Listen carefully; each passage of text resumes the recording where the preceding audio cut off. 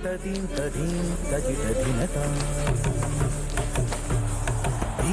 morning, America. Greetings. Welcome to Grand Tamasha. I'm your host, Milan of the Carnegie Endowment for International Peace. 2 weeks ago, the Prime Minister of India, Narendra Modi, addressed a crowd of 50,000 members of the Indian diaspora at NRG Stadium in Houston, Texas. The event, dubbed Howdy Modi, was intended to be a celebration of Indian Americans, U.S.-India ties, and of course, the Prime Minister himself. Just days before the event, it was revealed that U.S. President Donald Trump would be attending the rally as well, turning what was an unusual event into a truly unprecedented one. An American president would be celebrating a foreign leader on American soil at an event that he was essentially crashing. I'm joined in the studio today by Lauren Dueck, our executive producer. Lauren, it's nice to have you on this side of the wall rather than on the other side. Hey, Milan. So, Lauren, you're joining me today because we had a kind of a crazy idea a few weeks ago. Yeah, we did. So when we got word that Modi was planning to travel to Houston to host this rally, we were intrigued. Of course, as a podcast on Indian policy and politics, we wanted to cover it. We were also really curious that a foreign leader was going to go to a town that was well out of the way of sort of the normal route for foreign policy leaders, right? The D.C., New York corridor. Maybe you pop out to California, but Houston seemed out of the way.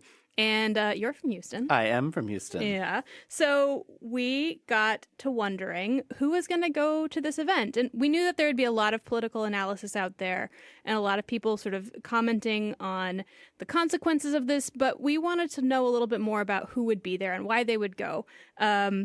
So we came up with an idea, which was to talk to some of those folks. I think one of the things we were wondering is, who is this rally for? Who was going? Why were they going? What was it going to be like to be in the room with 50,000 adoring Indian Americans? And kind of frankly, what does it all mean in the end? Now, because we're a two-person podcasting team with no budget, we decided to try to get in touch with a few people who were going, hear directly from them. So that's what we did. And I should jump in here to say thank you to Milan's parents who helped us get in touch with some members of the diaspora community in Houston. They'll be very happy with that shout out. This is by no means a comprehensive survey of the people who went. And it's not intended to represent the views of everyone who was there, but we just did interviews and we wanted to share them with you. Over the course of several days, we talked to 3 ordinary Houstonians of different ages and demographics, and we spoke to each of them before the rally about what they expected, and then we talked to them afterwards about what they experienced and if their views had changed. And we also talked to a journalist, Sonia Paul, who traveled to Houston and wrote about the event for The Atlantic. What an exciting day to be in the city of Houston. I'm Dr. Anil Sheth. I was born in Mumbai, India. I did my medical schooling, including post-graduation in medicine in Mumbai. Came to United States in 1976.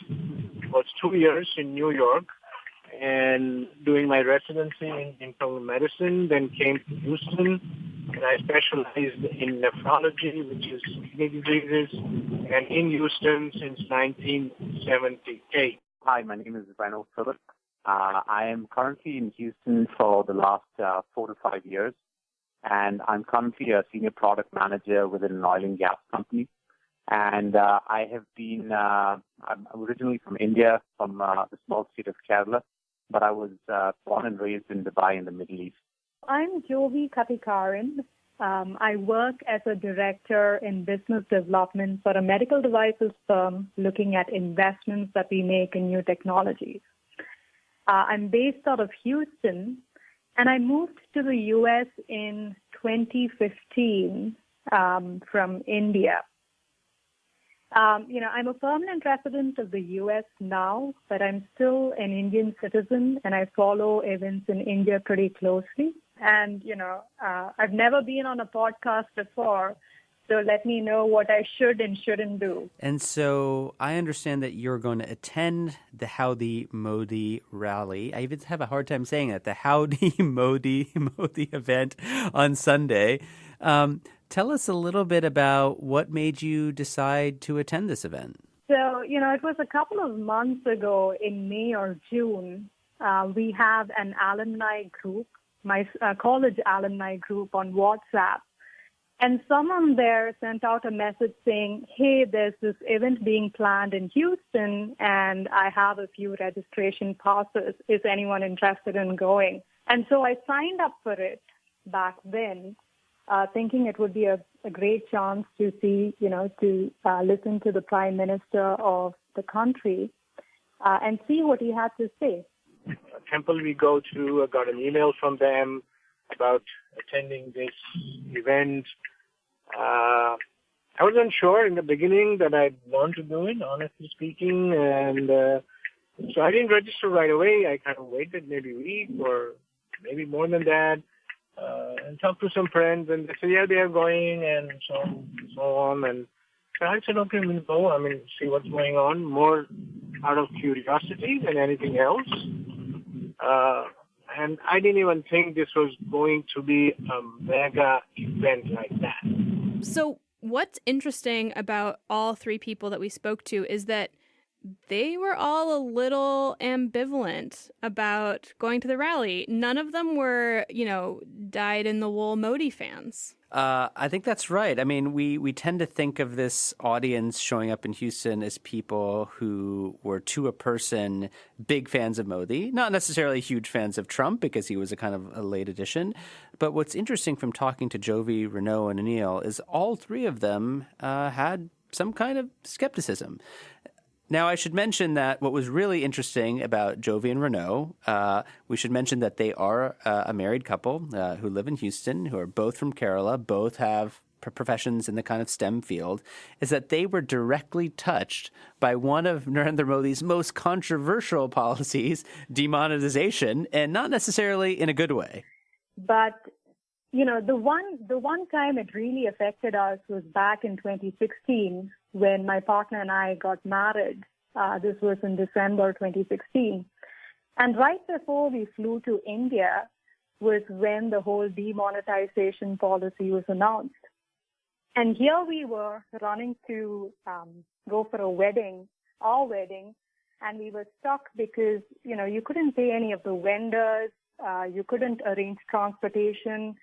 It was chaos there. And that was when I really, my partner and I and our families really got affected by the demonetization policy.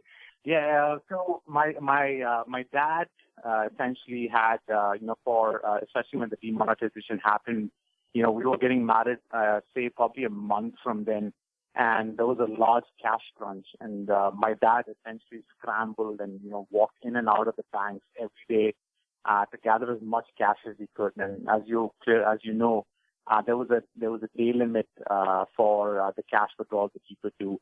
So my dad was essentially walking in and out, and he really never had time to actually prep for the wedding. It was more of like walking in and out of banks every day to prep for the wedding. So to be honest with you, our wedding preparations were rushed all the way to the very end. But thankfully we got married, and the wedding actually happened. So we're thankful for that. As someone who is recently married and recently planned a wedding, sounds incredibly stressful. So I had a lot of sympathy for them with that. When it came to the subject of Trump, I think all three of the Houstonians we talked to were pretty surprised / bemused when Trump joined the rally. As you mentioned, this was originally advertised as an opportunity for Modi to interact with the diaspora, the Indian American community. And it was only later that, and quite recently, that President Trump decided that he was going to share the stage with Modi. When you first heard that Trump was going to be sharing the dais with Modi, what was kind of your first initial reaction? I was very amused. I'd watched Trump's rallies on television. I've seen the rallies that he has had. So I'm actually pretty excited to be seeing Trump.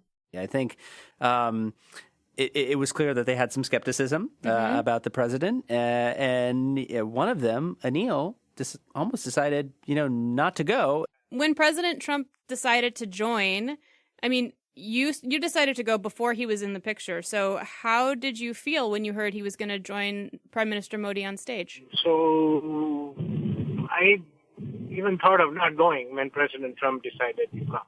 Really? Needless to say, I'm not a fan of his. And I thought he just wanted to kind of share or steal the limelight.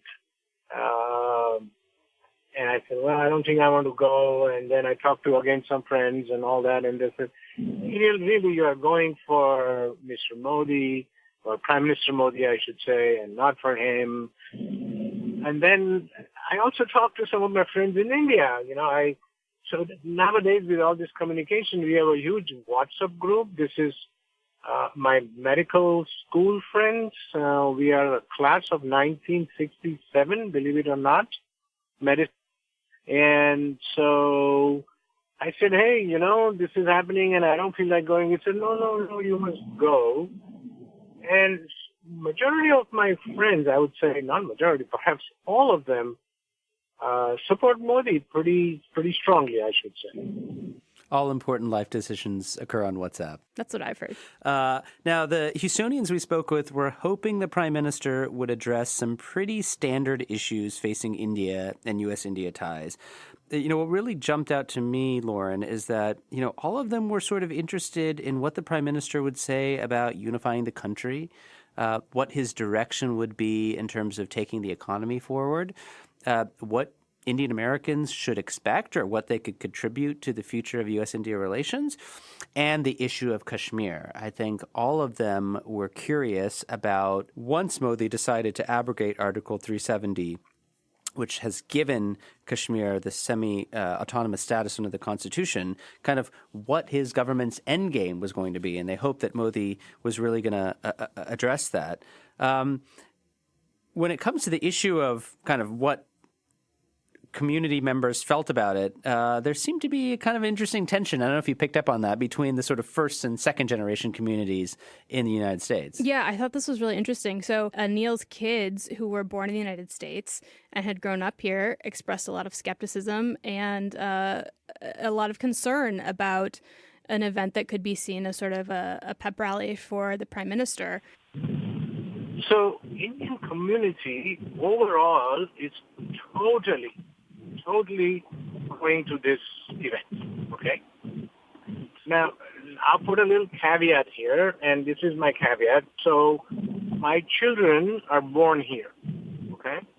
Well, one of them came, he was 6 months old, but for all practical purposes, they are Americans. And one of my son has some issues because he thinks Modi is not being fair to the minorities, that includes the Muslims, and that he in fact said that me and my wife, we shouldn't be going, to be honest. I want to give you all the, the dynamics in the family.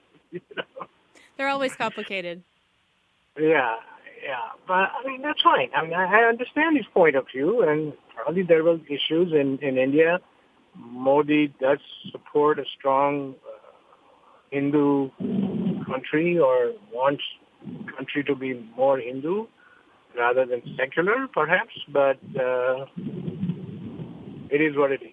Anil commented that his view was that most of the organizers were probably first-generation Indians, not many second-generation Indians involved in organizing, which was interesting. And now all three people who we talked to who attended the rally were first-generation themselves. Obviously, Reno and Jovi from a younger generation. Anil had been in Houston for a very long time, but all of them had sort of been born in India and immigrated here themselves. I think we asked them what the view was back home, meaning back home in India, about them attending, and there were very, very different views. I'm just curious, as you've been talking to friends and family in India about this, what have you noticed in terms of what they're saying and what they're asking you? So, it's funny. I think my mom tells me to be careful because, someone on the family WhatsApp group put out a message saying, hey, why don't you wear a shirt saying, where's the beef to the event? And my mom jumped in and said, don't wear that. You'll get beaten up. So definitely don't do that.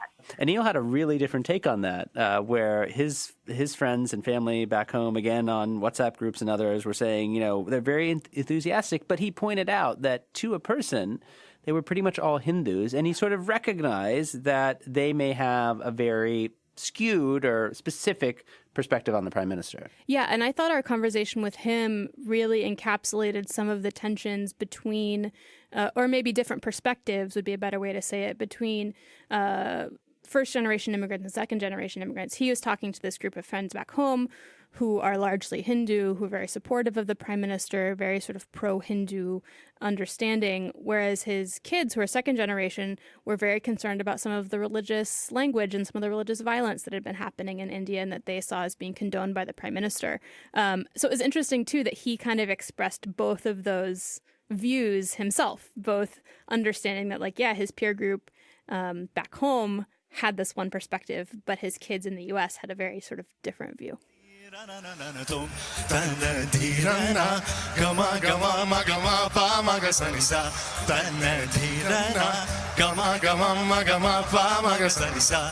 it comes to the actual event, I found some of the kind of nitty-gritty of the logistics and the sort of day of stuff to be pretty interesting. We should mention that showing up to Howdy Modi involved showing up really, really early in the morning. We left home like 6:15, between 6:15 and 6:30 a.m. So we, in fact, got up at 5 a.m. to actually try to leave our house on time. Because there was this crush of people, there was a lot of security, there were concerns about protests, and so various roads and things were blocked off. But it sounds like, and credit goes to the organizers here, that all three of the people we spoke to said the event was sort of perfectly organized, which Lauren, as someone who organizes events at the Carnegie Endowment, can probably appreciate. Yeah, it's not every event is so well organized. I do think it was interesting. They all came very prepared to stay for a long time. They all planned out which parking garage they were going to use and the route that they were going to take to get into the stadium. And they all ended up being 3 or 4 hours early for the main event, which I thought was a lot of dedication. They had a huge number of volunteers helping them out, parking here, security check there, walk this way towards the stadium. Free T-shirts for everyone who came in, I guess, early. And interestingly, you had food stalls, which I found funny, which served only vegetarian food. And I'm sure that must be a first for Houston. All of them commented on the vegetarian samosas. And then we went up, and there was a lot of food available, Indian snacks available at samosas, and I think it was all vegetarian though. I'm a non-vegetarian, but I still love the vegetarian samosas. So there's a lot of Indian snacks available, and a lot of people taking. So there were a lot of cutouts of Modi all over the place. Oh, really? So people. Yeah, they were cutouts of Modi all over the place. So people were taking selfies with Modi. And, an interesting thing that happened was, we went to get some water, and they were taking the bottle cap off and giving us the water. So they were giving just a bottle to us without lids on. And we asked them, hey, why are you taking the lids off? And they said, hey, we don't want you guys to throw the bottle caps at Trump. First off, I did not know that bottle caps were a danger in this context. Second, it is interesting that person at least identified Donald Trump as the likely target of those bottle caps. What was interesting when we asked them about the crowd is the real cross-section of folks from the diaspora who showed up. Including people who they ran into who were sort of surprised to see the people we spoke with at the event. What did you think about just the kind of descriptions of some of the people who were there? Yeah, so it was really interesting to me, especially going back to this generational question. They all sort of identified that the majority of folks who attended were probably born in India. Fewer folks who had been sort of the children of immigrants. The crowd there seemed to be drawn from a vast cross-section of society. I ran into an old college friend of mine who'd driven down from Austin with her husband to watch the event. We ran into the person who runs the Indian grocery store close to our house. And, that was an interesting conversation because I'd got this free Modi t-shirt and, I was wearing it. And he saw me wearing it and, he came and told me that he's an RSS, he is enlisted in the RSS or part of the RSS organization. And, we've never had that conversation before, but seeing me wear that t-shirt, I think he assumed that I was a staunch Modi supporter as well and came and had this conversation with me. They also all identified a group of Bora Muslims who attended, who all had sort of a section to themselves, which was a very visible Muslim presence at the event. So I think, all of them sort of said that if there was any confusion about what the main event was, that was easily dispelled once the crowd started going because they were waiting on the edges of their seats for Narendra Modi to come in. So when Modi first arrived, I think there was a lot of people were literally at the edge of their seats when they saw Modi coming. So there was a camera that was panning at him as he was arriving at the venue. Oh, and so this is like backstage camera. Backstage camera. So there was a backstage camera following him all the way from when he arrived, and so you could see that excitement building up within people, and they were like really excited. So a lot of people started standing well before he came into the auditorium itself.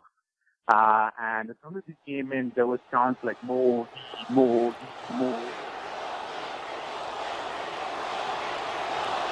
The crowd went wild for Modi. There were chants for Modi. And then Modi comes up. And what was interesting to a person is that they all felt that Modi perhaps laid it on a little bit too thick in his introduction of Donald Trump. And this is something that in the previous episode of the podcast, Tanvi and Sadanand and I also talked about. I admire him for something more. A sense of leadership, a passion for America, a concern for every American, a belief in American future, and a strong resolve to make America great again. Not very happy about it. I mean, you can introduce nicely. I mean, you are in the United States, you're the president. I get all that. I thought it was a little bit over the top. Now, whether he has to do it as a part of the foreign policy, we probably get aid from USA, whatever. I don't know. But anyway, that's how it goes. Then, of course, President Trump gave the speech. And again, the main thing, his usual speech about how good the things are and how the border is so important and illegal immigration is so bad. And, I would say his usual, I can't remember anything very distinct, What did you think of what they had to say about Donald Trump's remarks? Well, they all came in with some skepticism about Trump, as we already mentioned. One thing that Reno identified that I thought was interesting, and some commentators have talked about this, is that it was this place and this moment where domestic American political issues that have been hot topics here for a long time, things like immigration, things like terrorism, and the language that we use to talk about terrorists who come from religious Muslim backgrounds in particular, all sort of overlaid with both domestic Indian political questions and with the foreign policy relationship in ways that were maybe confusing is the right word. Reno, in particular, talked about, when President Trump was talking about radical Islamic terrorism, which is a phrase that has been controversial in the United States, that people got up and cheered for it. Of liberty, and we are committed to protecting innocent civilians from the threat of radical Islamic terrorism. I think majority of the crowd, surprisingly, I'll be honest with you, I was surprised that when he said, radical Islamic terrorism, people started cheering and, were going wild about it. I think a majority of the crowd liked it, but one thing that I was trying to do was spanning the crowd to see, what the reaction was. I think there was a mixed reaction, but I think because the majority of the crowd were supporters of Trump and Modi, I think that was, they just like jumped onto the bandwagon to, express their support for something that Trump had said. But I think when I looked around, you could see again like a lot of Muslims in the crowd who you could see were feeling uneasy. I felt uneasy when I heard things like that, and when I saw people standing up and cheering for something like this when they really don't have the context behind what was going on. So it felt I could see people feeling very uncomfortable, but I think they were just a minority. So.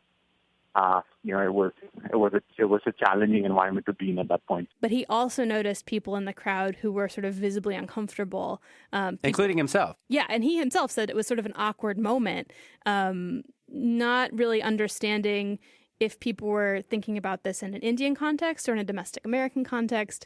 But I think in general, there was sort of the feeling that people, we're applauding for Trump, we're being polite and welcoming as a polite, welcoming audience, but maybe we're less enthusiastic for him than they certainly were for Modi. All of that, if we were elected, India would have a true and great friend in the White House, and I can tell you, you have never had a better friend as president than President Donald Trump. That I can tell you. I mean, when Modi came back after Trump spoke and kind of launched into his remarks, I think he spoke for about 45 or 50 minutes. And I should mention that Trump sat there through the whole event, listening with a little earbud that was doing simultaneous translation, because Modi, at that point on, spoke exclusively in Hindi. He touched upon some of the issues that the Houstonians that we spoke to were really hoping he would. First and foremost was Kashmir, although he sort of did so in a more kind of front and center way, I think, than many people had expected. What Jovi said was really interesting, which is that when Modi was talking about Kashmir, he was really talking to an audience of one, and that was Trump. Article 370 ने जम्मू कश्मीर और लद्दाख के लोगों को विकास से और समान अधिकारों से वंचित रखा था. The other interesting thing that I thought was pretty, I wouldn't say manipulative, but interesting was the way the Kashmir discussion took place. Without naming Pakistan, Modi had spoken about how people outside of the country were starting to raise issues on Kashmir, despite the decision of repealing Article 370 being taken in a very democratic fashion. He pointed out that his resolution to scrap Article 370 had been passed by both the lower and upper house of the parliament. And I thought he was putting it out there to convince Trump that what he had done was democratic. And at that point in time, he also said, now all of you need to show that you support this. And he sort of had the entire audience stand up to sort of show Trump that everyone in the audience thought it was democratic and, the right way of doing things in Kashmir. To try to get sort of validation almost that the move on 370 in Jammu and Kashmir sort of got the kind of good housekeeping seal of approval. And it was somewhat sort of manipulative, I mean, to the point where he got the audience to stand up and sort of, cheer Indian legislators for pushing this move through. And then also use the context about terrorism, about Pakistan, about borders, to essentially make a number of veiled references to the country of Pakistan without ever using the words Pakistan. He talked about the explicit link between 26/11, the horrible terrorist incident which took place in Mumbai, and 9/11, which of course happened in the United States, as a way of kind of, again, bringing out these topics which have valence or salience across these two democracies. The other interesting thing I should say about... I have one thing I forgot to mention? So back on the immigration question. Both Jovi and Anil mentioned the sort of conflicted feelings that some Indian Americans have about Trump's immigration policies, especially when it comes to H-1B visas. A lot of Indians are in the United States as these sort of highly skilled workers, and the Trump administration has announced, trying to cut back on legal immigration and potentially cutting back on those as well.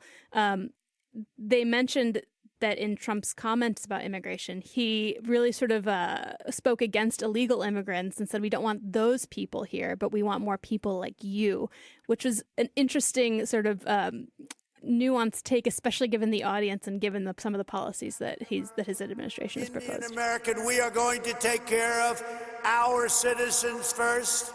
We are going to take care of our Indian American citizens before we take care of illegal immigrants that want to pour into our country. What was interesting is a lot of these senators, especially the Republican ones and Trump, all of their campaign was about how we need to stop immigration, vote against the H-1B. And I was wondering how they'd flip-flop on this issue, especially when that crowd there is overwhelmingly of Indian origin who've come here either through family-based immigration or through the H-1B process itself. When we talked to these three individuals sort of after the event, it was really interesting to hear their views on sort of how their minds had been changed and to what extent. Yeah. Because I think they did, particularly Jovi and Renaud, come back with maybe a deeper appreciation, if that's the right word, of Narendra Modi, the politician. So I think the audience was bowled over, and including me. The way he spoke, his oratory skills are impressive. When he spoke, I started doubting myself. I wondered if everything I had read about the country, the economy, and what he'd done was wrong. And, and Hindi is not even my first language. He spoke in Hindi. And we could, there was an English translation as well. But I have to say, his oratory skills are amazing. And I think his biggest appeal is that he makes anyone relate to him. They also mentioned, some of the accomplishments that he lauded, which hadn't really been on the radar before. The accomplishments with sanitation and the award that he was about to get, he has received now from the Bill and Melinda Gates Foundation.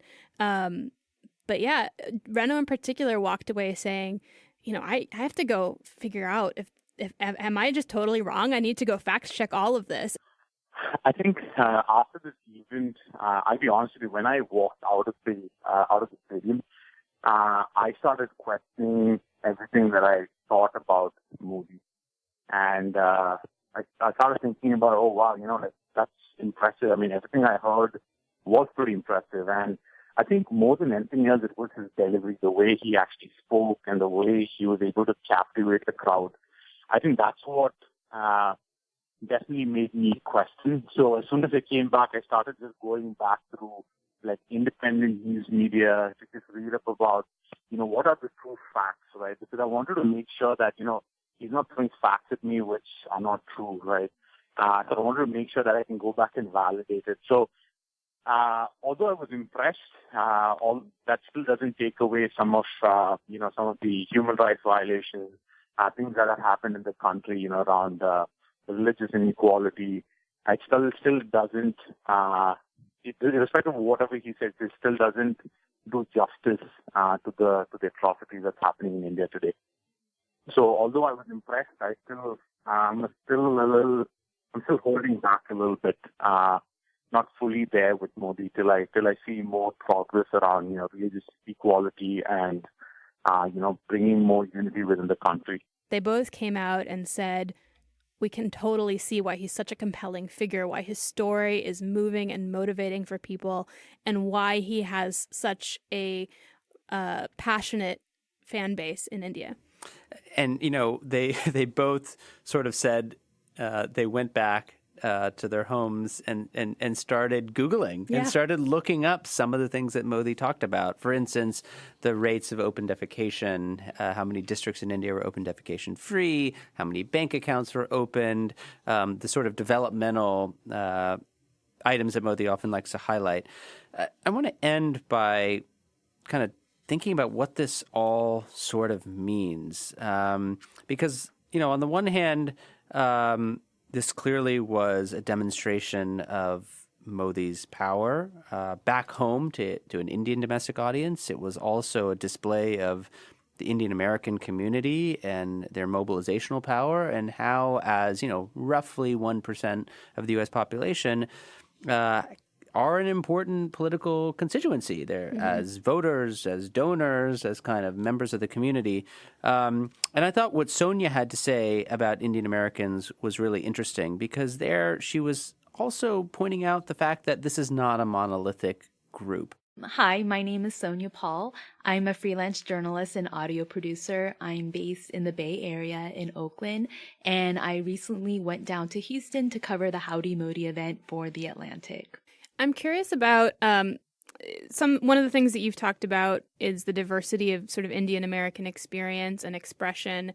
And other commentators have talked about, maybe diaspora being a better word for the crowd gathered in Houston rather than Indian American, because you had such a diverse crew, including people who had moved from India themselves, people who were permanent residents, people who were American citizens, the children of American citizens, etc. And we have noticed, even in some of our conversations with folks before they went in, some of the generational divides in families between people who were pro-Modi and their children who were anti-Modi. And I'm just curious if you noticed any generational divisions sort of coming out, or any trends in terms of people who immigrated from India themselves versus who are the children of immigrants, in what you saw. Yeah, I think it's an important distinction. In my story, I actually phrased it as to greet his supporters in the United States, because I think even the word diaspora becomes a little bit sweeping because there are a lot of people who are against Modi. And it's hard because, as far as I know right now, there are no hard numbers about how Indian Americans feel about, Prime Minister Modi. And we just have these visualizations, people of a vocal minority who do support him, who are kind of speaking for the so-called broader community. And we have to ask ourselves, who is the broader community? What are the motivations of the people who want to speak for the community? And as far as generational divides too, one of the women I talked to on the bus the morning of the event, she was kind of I'm here because my parents are coming. It will be exciting to see these leaders side by side, but she actually didn't even want to talk about politics or her views. And I asked her, do you pay attention to Indian politics? And her eyes kind of bugged out, and she shook her head, and she was just I don't pay attention to Indian politics, And so I think we have to remember that this event was super politicized, but it was also just a broader way for people to feel connected to their family, to their cultural identity. We tend to talk about Indian Americans as being a kind of quote-unquote model minority, as being above the median, both in terms of household income as well as education. But there are splits. There are religious splits. There are generational splits. There are people who are Hindus but don't necessarily embrace political Hinduism, right? They embrace spiritual Hinduism. And I thought that was a really interesting, nuanced way of thinking about it. As far as the Hindu American, it's a really unique term, I think, because we use this hyphenated identity to reference, ethnic identity and also citizenship, but like people refer to Hindu Americans very broadly, regardless of where they are a citizen. Like, you know, and I think it's this idea of like what is the identity that people are feeling most attached to is really interesting. And I think it is kind of playing a role in how I'm just observing people talk about themselves and how they're reacting to news too. You know, I've seen a lot of people on Twitter, for example, who are kind of like, you know, like New York Times is so like baseless in their reporting or one-sided in their reporting. You know, they're taking the Hindu American vote for granted. And I'm like, is there a Hindu American vote? And, you know, just kind of wondering about that. And this idea of like what it means to be anti-Hindu, I think is really interesting. And, in the US, we're unfortunately still at a space where we have to really distinguish what is political Hinduism versus what is like spiritual or religious Hinduism, because they are different. And I think we sense that in other religious identities and traditions in the United States, like, you know, when it comes to Judaism and Christianity, for example. But Hinduism is only really beginning to come of age in this sort of understanding. And I think it's important that, you know, when people are accusing, you know, news organizations or other individuals of being anti-Hindu, we have to ask ourselves, like, are they meaning like Hindu faith, or are they meaning like Hindu nationalism or political Hinduism? Because it's different. And I think, you know, we are in the United States where Hinduism is a minority faith, and, you know, people are on the receiving end of harassment, you know, racial targeting and profiling, bigotry. And so I think there is an automatic tendency that when we hear or see the words like anti-Hindu, we like back out, you know, we're like, oh, I didn't mean to offend you. But we also really like, we need to have like a bigger discussion about what that means. And I think, you know, an event like this is really beginning to help us enter that space. I think people are really beginning to see sort of a sort of connecting the dots about what's happening.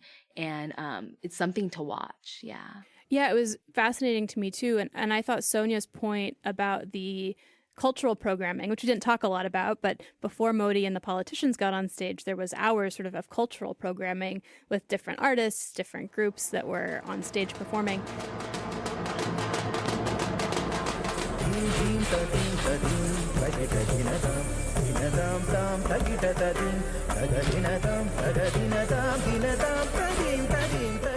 Sonia noted that it was sort of a very monolithic way of thinking about what Indian American identity is, and it presented sort of one view of what that means. Whereas in her experience, and as she's talked to others, it's a much more diverse sense of how you identify as an American of Indian extraction or of Indian descent. And this did not represent that diversity in her mind. I should also point out that she had a very different take on the line which Narendra Modi used, which is "Ab ki bar Trump Sarkar." Ab ki bar Trump Sarkar. Right, which is this time again, it's Trump's government. This was a play on Modi's own tagline from his 2014 campaign. Trump actually said those words in Hindi in a campaign ad he made back in 2016. Modi reprised it here. A lot of people in the media and on social media interpreted that as a kind of implicit endorsement of Trump in 2020, but she thought that it was just a way essentially of kind of playing, I think, to Modi's sort of ego and so on. I didn't really see it as an endorsement. I saw it as kind of like, okay, maybe Modi's kind of just like teasing us. Maybe Modi's just repeating this slogan that Trump himself appropriated a few years ago. And it's a reference to the fact that, yeah, Trump had connected with the Indian or Hindu community beforehand. And so let's like cheer on Trump. And yeah, it would have been very like wrong for Modi to have done that, since, you know, this wasn't really like classified as a political event, even though it was like very political. It was a community event. So it would have been like illegal for Modi to have done that. And so I think like kind of Modi though was sort of gesturing that like, you know, like I can kind of have sway here too, Trump pays attention to my people. And, few other politicians actually do that. Or, if they do that, it's kind of interpreted as a kind of one-off maybe. But this is kind of, I feel like Trump's presence here, and, even whatever you feel about this Hindus for Trump event too that took place a few years ago, he is definitely making a certain kind of inroad into the community. Sonia was also the only person we spoke to who really had a firsthand encounter with the protesters. Yeah. And none of the others really saw them. Right. Although they all said to a person that they had every right to be there, they had every right to kind of express themselves freely. But she really engaged with people who were very angry. Some were angry about Trump. Some were angry about Modi. Some were angry about the two of them joining hands and kind of, parading around the stage together. Mm-hmm. There were people who were angry about Kashmir, about the Sikhs and Sikhs' identity. There were people from Black Lives Matter. And I thought that was really interesting because it sounds like they numbered in the thousands, according to her estimate, but it's not really something I think that got a lot of media airtime. No, it didn't. And that was another situation where I thought it was interesting how the domestic political questions and disputes in both the United States and India sort of shared a space of protest, right? Where you had the activists from Black Lives Matter alongside activists who are concerned about behavior in Kashmir. I mean, as far as exact numbers, it's hard to come by. The Houston Police Department doesn't release that information, but it was estimated they were in the thousands. And yeah, there were a lot of grievances. I think what's going on in Kashmir has put a huge urgency for a lot of people who came out, but there would have been people who would have come out anyway because Modi is a very polarizing figure. He has a lot of supporters, he has a lot of haters. And, so Kashmir was definitely on the table in terms of what people were protesting about. There were also a lot of Sikhs who were protesting about, Khalistan, and also this general feeling that, in India today, Sikhs are often interpreted as, as being foreign spies from Pakistan. And this idea too that they're not quote unquote truly Indian or, loyal to India is there. And, there were a lot of student groups who were there kind of representing these sort of broader coalition movements, Black Lives Matter supporters, individuals who came out. I talked to a man who was just I'm here as a human who I care about humanitarian causes and human rights. My wife told me not to come out here, because she's why are you going to get yourself mixed up in a protest? But he's just I can't sit down by the sidelines. I talked to this one woman, there were a lot of non-Indians and non-South Asians there as well. And this woman, happened to be white, but, she's my son lives in Mumbai. I don't want to give you my full name because I want to be able to go back to India. But she's just I think this is really, aghast, what is happening. And I think especially seeing Trump and Modi together was really infuriating a lot of people because Trump also stands for certain politics and divides in the U.S. today. So there were a lot of anti-Trump protesters out there too. This event really brought together a lot of different kinds of issues and considerations. And if it had been Trump alone, it would have been a different set of protesters. If it had been Modi alone, it would have been a different set of protesters. But together, it brought out just a broader mass of people. The other thing I thought that was fascinating that Sonia pointed out, and all of our guests talked about how they felt empowered as sort of political constituents, both in the United States and in India, how they felt seen and important in a new way. And they felt like this was a recognition of sort of Indian Americans as a political force, both because Modi and Trump were there, but also the number of other politicians from Texas and the mayor of Houston and all these other people who showed up. But Sonia pointed out really wisely, I think, that we don't actually have very good numbers on what the Indian American community looks like as a political constituency. We don't really have that much data about who they vote for, how they vote, and we don't know who was in the building that actually votes in the United States versus voting in India. So it's interesting to me that this is sort of an emerging political group but we just don't have that much information about it yet. You know, I think there is this feeling of just excitement and energy at being recognized. There's a sort of like validating experience, I think, to have two leaders side by side, regardless of what their political views are, first of all. And I think, you know, I've talked to a lot of different people and I'm like, well, is this guy like a Republican? Is this guy a Democrat? Because maybe I'll see them having pictures with different presidential nominees on opposite ends of the spectrum. And then people are like, I think in general, they're just like excited to get a picture with somebody, you know, somebody famous, somebody important, somebody for whom they can then feel their own importance too. And I think, you know, it's interesting to observe Modi and Trump together because they're such different figures. Like, I was kind of obsessively watching them as they came on stage. You know, the national anthem came on. Trump put his hand on his heart. Modi did not. He had his hands like straight by his side. You could see Trump's eyes flutter upward. Modi is just staring like straight ahead. So I think the idea of like, you know, now there's broad sweeping support for Trump is a little bit misguided because there are so many other factors going on there. You know, first of all, people were there for Modi, and then Trump kind of came as icing on the cake, so to speak.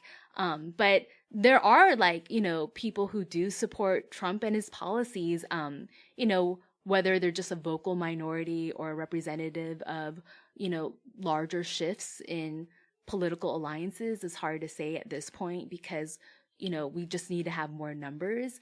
I think it would be worth paying attention to maybe the Indians who do align with Trump in like swing states, so to speak. Like Texas, for example, I think is a really interesting case in point because it's purpling up. So that's interesting. But yeah, as far as the dynamic with the two of them side by side, it was interesting and intriguing, but whether we can say, no, we can't say anything. I think also it's dangerous to kind of try to predict who's going to vote for whom at this point. We either, you know, misguide ourselves for what will happen, or we kind of undermine what people are actually thinking. Yeah, there's a really interesting piece in the Washington Post, which came out, and we'll link to that in the show notes, by Devesh Kapoor, who's here at Johns Hopkins SAIS, who, along with two co-authors, literally wrote the book on Indian Americans, and said, you know, there was a lot of signaling going on, both from Trump to the United States, his own domestic political constituency, from Modi back home, Modi to Indian Americans, that Indian Americans are a very poorly understood and understudied diaspora community. And he had a number in there, which I found pretty staggering, which is every year there are about 150,000 newly eligible Indian American voters in this country, which is a pretty big number. And I think we tend to think of this group as a group which has been here for a long time, has gotten bigger. But actually, post-2000, we've seen a huge influx in terms of the numbers. And we don't know much about their political preferences other than they're broadly vote Democratic. And we don't know much about how they relate to politics back home. Yeah. So what percentage of Indian Americans living in the United States are Modi supporters, to support the BJP? So that's a really interesting question to think about. So there's one final question which we needed to get the answer to, which is, what is Jovi going to do with that Modi T-shirt? You know, it's lying somewhere. I wore it to irk my husband. He got one too, but he didn't wear it. So it's lying around in our house. I was planning to gift it to my father-in-law, who loves Indian politics. And, you know, so I'm keeping the T-shirts for later. Grant Tamasha is a co-production of the Carnegie Endowment for International Peace and the Hindustan Times. You can find us on iTunes or wherever you get your podcasts. Don't forget to rate and review. It helps others find the show more easily. For more information about the show and to find the writing we referenced on this week's episode, visit our website, granttamasha.com. Production assistance comes from Megan Maxwell and Rachel Osnos. Tim Martin is our audio engineer, and Lauren Dueck is our executive producer. Thanks for listening, and see you next week.